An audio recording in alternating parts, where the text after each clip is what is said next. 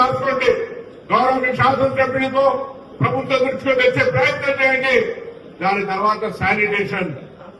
గ్రామంలో ఆరోగ్యంగా ఉండాలంటే, గ్రామ ప్రజలందరికీ కూడా ఆరోగ్యంగా ఉండాలంటే శానిటేషన్ కు సంబంధించినటువంటి విషయం. దాంతో పాటుగా ఇంతకుముందు గౌరవ కలెక్టర్ సత్యనారాయణ చెప్పినారు, స్ట్రీట్ లైట్స్ కావచ్చు, అక్కడ ప్లాంటేషన్ పర్యావరణాలు కావచ్చు, విధంగా అనేక కార్యక్రమాలతో పాటుగా గ్రామాలకు సంబంధించిన మౌలిక విద్య, ఆ విద్య స్కూల్స్ కు ప్రభుత్వం ఇలా అటుమోస్ట్ ప్రయత్నిస్తా ఉంది.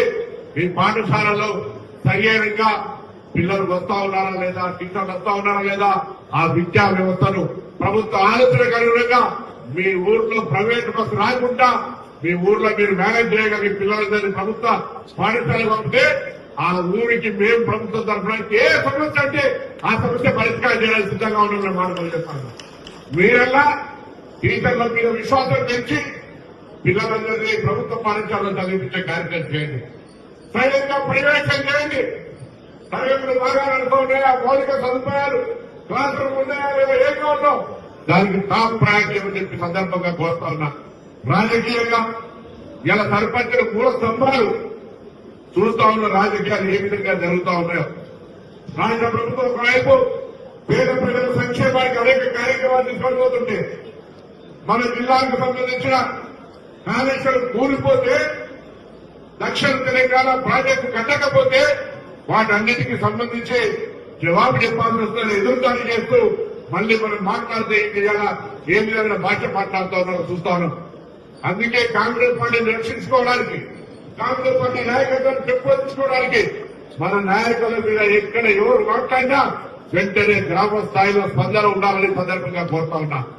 ఇలా పేపర్లో పొద్దునే రాష్ట్ర కాంగ్రెస్ అధ్యక్షుడి ప్రకటన వచ్చింది. రేపు 28వ తేదీ నాడు ఇది గ్రామాలకు సంబంధించిన అంశం, గ్రామ ప్రజలకు సంబంధించిన ఉపాధి హామీ సంబంధించిన అవకాశం. ఇవాళ మహాత్మా గాంధీ పేరు మీద ఆనాడు సోనియా గాంధీ గారు, మన్మోహన్ సింగ్ గారు యూపీఏ ప్రభుత్వంలో కరువుతో విలవిలలాడుతుంటే, ఉపాధి లేక వలసలు పోతుంటే ఉపాధి హామీ మహాత్మా గాంధీ గారి పేరు మీద గ్రామంలో పనులు చేసుకునే అవకాశం ఇస్తే, అటువంటి మహాత్మా గాంధీ పథకానికి పూర్తి కొడుతూ, ఆ పథకానికి ప్రభుత్వాల పేరు మారబోతూ, ఇలా పేరు కూడా జాతి పిత మనందరికీ తెలుసు. స్వతంత్రం సాధించినటువంటి జాతి పిత పేరు మార్చి శ్రీరామని పేరు పెట్టుకుంటా ఉన్నారు.